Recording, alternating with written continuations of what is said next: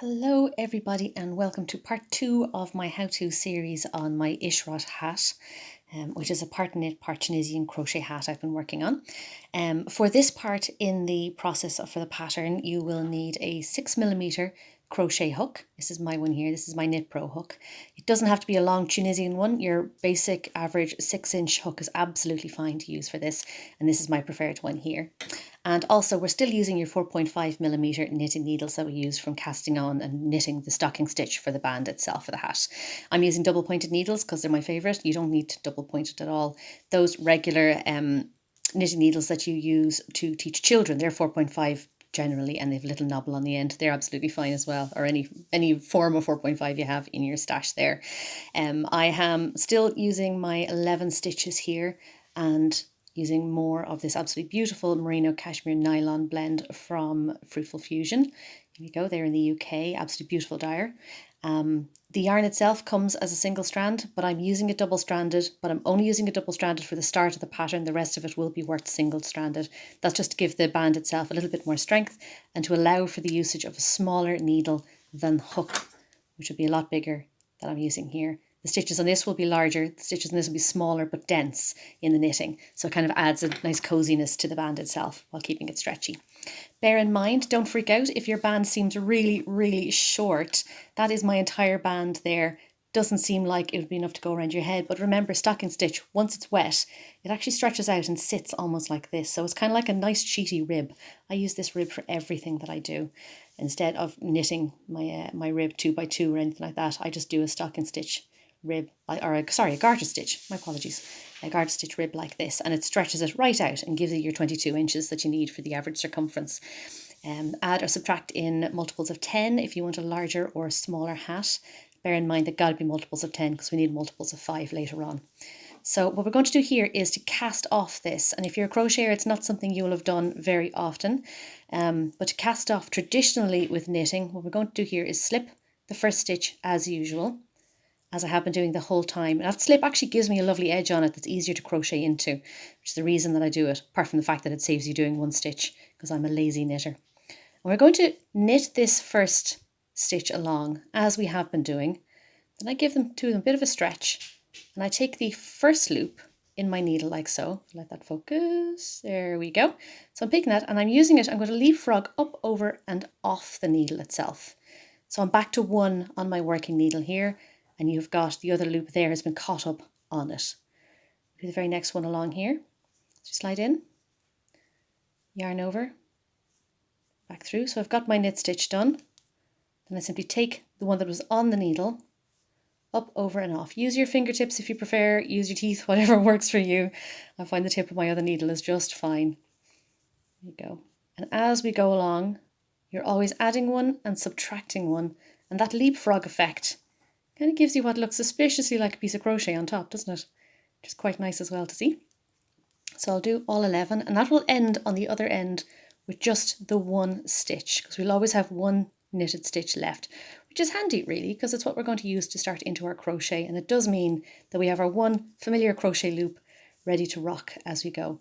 I find that little tug I'm doing, by the way, does tend to help, because this here is a very basic cast off. There's a ton of different ones you can do out there, but it's got no stretch to it, right? It's got absolutely none. It's like a chain stitch. It's like a slip stitch in crochet.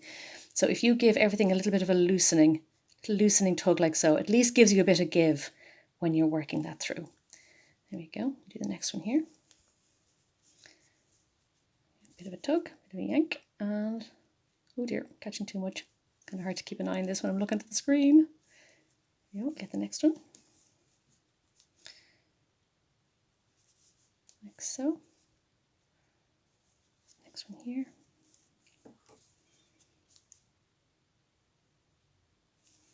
Over and off. And this last one here. Pop in. Give it a bit of a tug. Up, over and off. And there we go. So we can discard one of our knitting needles here. And now we have got a double-stranded loop on the edge of our work. So our knitted band is entirely off the needles at this stage. Now all we have to do is secure that loop with something, take out your knitting needles and say goodbye to them. We're done with knitting for now, and introduce our crochet hook here. I'm going to pop that right on there, And immediately I'm going to start working on the crown and the head of the pattern itself. And what I'm going to do for this is essentially to create a big long chain stitch. I'm going to go all the way up, I'm going to do 35 chains, and then I'm going to start creating columns, which will build the entire hat, but it'll build it in posts, not in rows. You'll be doing columns, shunting them one by one in here along this. Prior to doing that, of course, we need to establish something that looks a bit more crochet-y than this here. So what I'm going to do is one chain stitch at the very beginning, and then I'm going to crochet along the selvage of my knitting here. Now there is a very, very nice little spot between each one of these little bumpy crinkles here. There's a nice little spot. You can kind of see it in that one there. You can see my nail through it? Right there. And if I go into the next one, I give it a bit of a stretch and a wiggle.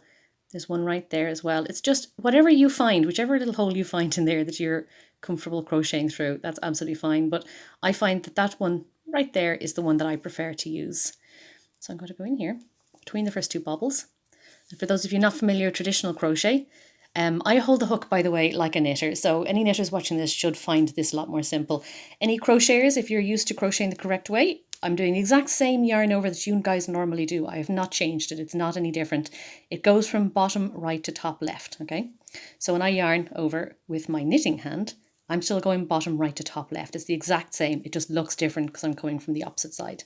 So my knitters, this is yarning over. That's your yarn over there. Oh, hang on. There we go. That's, oh, love of God. Get out. Okay.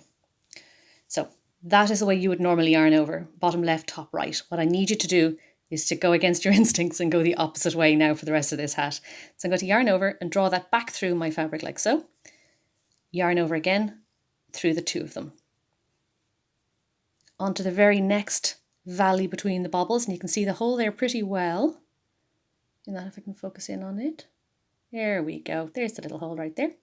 So I'm going to pop in there, do the same, yarn over, just draw through the fabric, yarn over through two.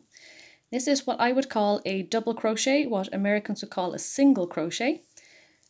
Either way, the effect is the same. It's the same dance steps, and the notion is that your stitch is about as tall as it is wide. So if you're going any taller, it's a different stitch. The most important thing here is that you end up with 70 at the end and that they are reasonably stretchy and loose.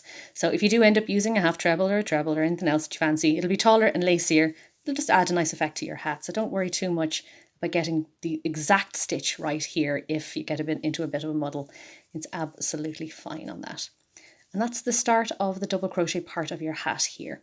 I'm going to sign off for a quick second and then I'm going to continue on with this. Next you see me, I'll have double crocheted to the end right there.